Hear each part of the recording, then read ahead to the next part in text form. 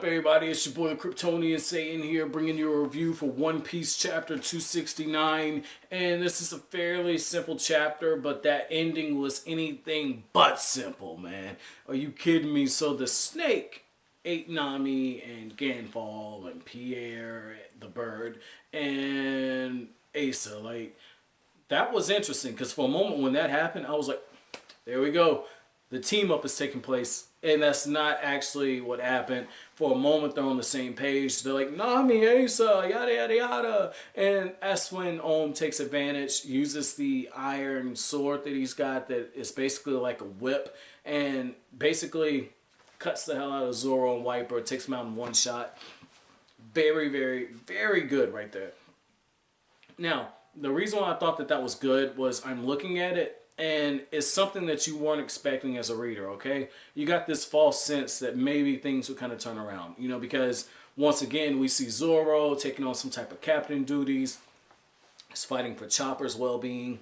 Nami's just showing up. He's having to, protect Nami. We go back to the last arc. I mean, just in general, Nami and Zoro just have this connection. It's like every arc, at some point, they're always together, and Nami's always either being bailed out by Zoro, or she's alongside of him fighting, or they're just together in some type of instance away from the crew. So this is good. Oda's sticking to his guns. That's good. You know, a lot of times as a writer, you can be tempted to change things up, just to throw your readers off. And Oda did that at the end of the chapter, but little small things like this, like just a constant familiarity that you just expect Zoro to be associated with certain characters.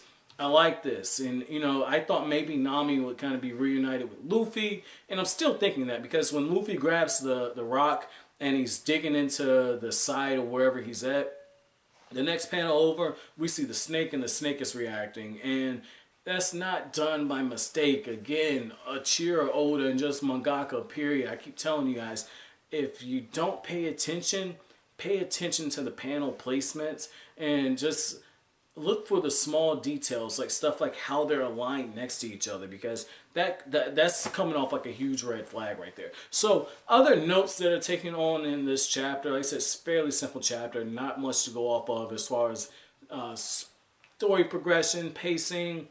This chapter didn't really cover a lot. This is one of those chapters where when they animated, the episode's probably going to cover 3 chapters worth of material. I mean, it wasn't too much to go off of. In the last chapter, we know that Wyper's like, I was planning on eliminating all you Blue Sea people anyway. Donald Trump be like, make America great again. Wyper's like, make the white sea great again. Like, make Skypiea great again. That's kind of the vibe I was getting off of that, right?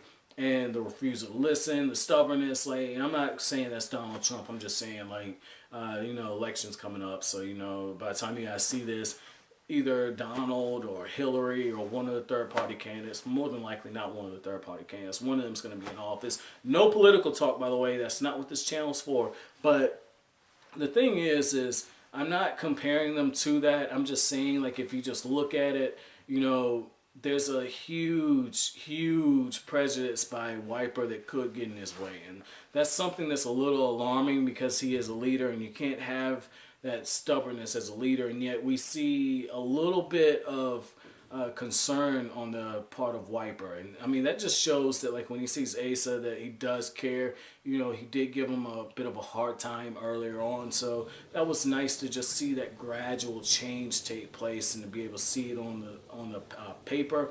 But the fighting itself, we find out that Wyper's bazooka is actually the burn bazooka. So that was cool. The other thing is Zoro's kind of out of his league at this point.